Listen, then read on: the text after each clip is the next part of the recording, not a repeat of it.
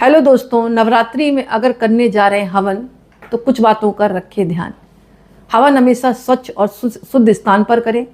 सुबह के टाइम करें तो अच्छा है। आसपास का वातावरण शांत और पवित्र हो।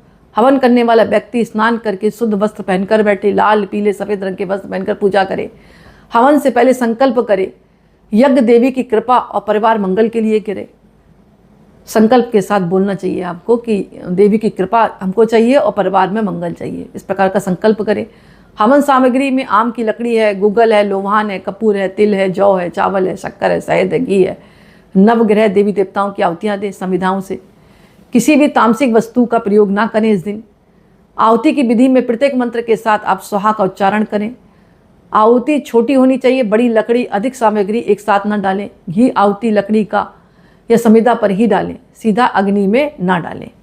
मतलब जो आहुति दे रहे हैं तो उन्हीं लकड़ियों पर ही डालें जो संविदा आपने जलाई हैं, इधर उधर ना डालें। हवन के समय मंत्र जो है स्पष्ट उच्चारित हो।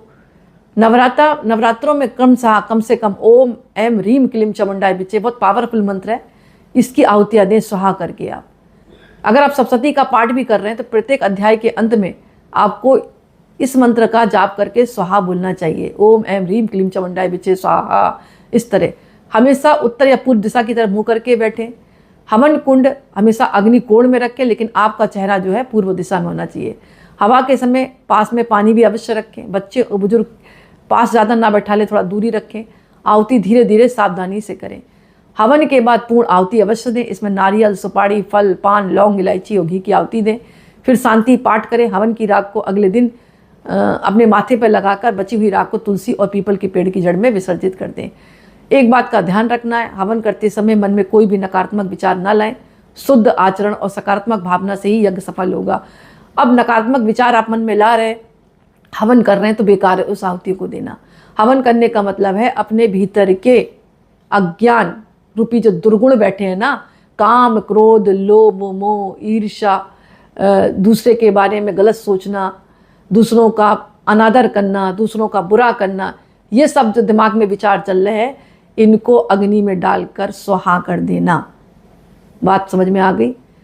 और असली हवन वही है, ये कर्म कांड के दौरान है। लेकिन हवन करते समय अगर मन में इधर उधर की बातें सोच रहे हैं, नकारात्मक विचार ला रहे हैं, तो समझ लें आपका हवन पूर्ण कभी नहीं होगा। इस नवरात्रि क्या, जो चारों नवरात्रि में भी करें तभी सफलता नहीं मिलेगी। असली हवन यही है। कर्म कांड के माध्यम से अपने मन में ऊट पटांग विचारों को रोकें और मन में जो है सद्गुण की भावना लाएं, अच्छे विचार लाएं, वही हवन है। यानी आत्मा रूपी जो